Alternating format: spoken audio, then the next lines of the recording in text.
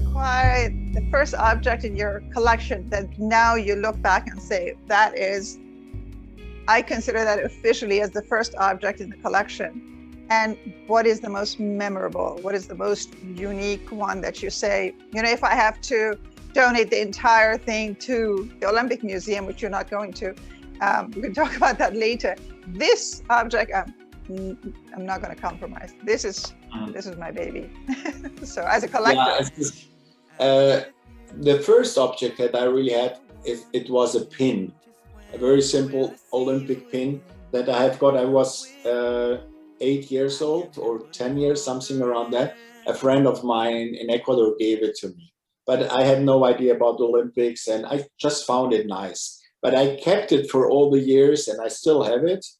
But it was the first. But many years later, when I started studying graphic designs here in Switzerland, we had some holidays and we went to Barcelona before the games in 1992, and I had the chance to buy 2-3 books in a bookstore, Olympic books. They were just published, and one of these books were about the preparation of the graphic design of the Barcelona games.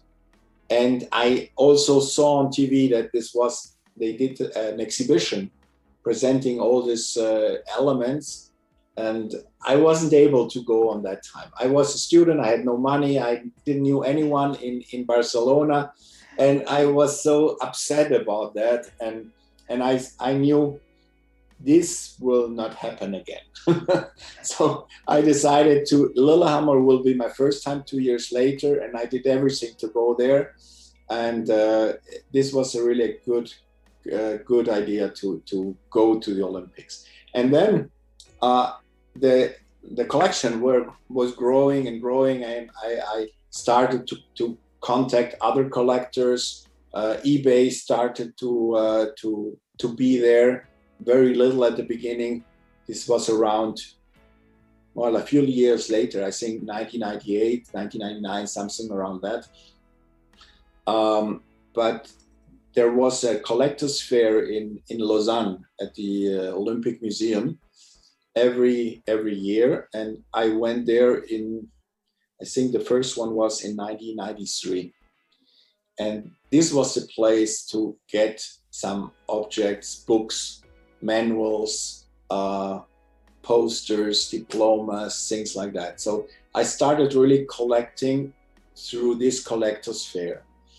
And through this collector's fair, I started to meet all these other collectors from around the globe. So we became friends, we meet every year, and we have until today contact, and it's always like a big family. We meet somewhere somewhere in every continent except Africa. We have been on all of them, and this is 3-4 days that we only speak about Olympics, and this is it's a crazy days, and I love to go there. So and coming back to your first question, because I was so interested on graphic design, I knew there are 2 or 3 design manuals almost impossible to find. One of them, and a key object, was the design manual for Munich 72. It took me years even to find one object, and I found one finally. I was very lucky a few years ago. And in 2019, we reproduced this design manual because this is a classical piece of design history. And finally, we took my design manual, we made a great reproduction, and you can still buy it on the market, and everyone can have this piece. It's not an original one, but it looks almost the same. And I was looking also for many years graphic design manual from Mexico, 1968. And 3 years ago, I went to Mexico. I talked to all the designers who were still alive, and I found out there was no manual. There was no time to do it, so they had only some basic information. They gave it to others to reproduce things, but in a way that we know a design manual today, there was nothing on that. But in 1964, there was a manual, and I haven't seen it in real, never somewhere. So I'm still looking for this piece. And I know how it looks like, but I have never had it in my hands. That's extremely interesting, because the Mexico Olympics is one of the most visually stunning design creations, you know, be it clothing, be it posters. That's fascinating. So I do hope you find it. That's very surprising. Yeah, but, you know, the point why they did this, I only want to know not do you have it or not, why it's not there.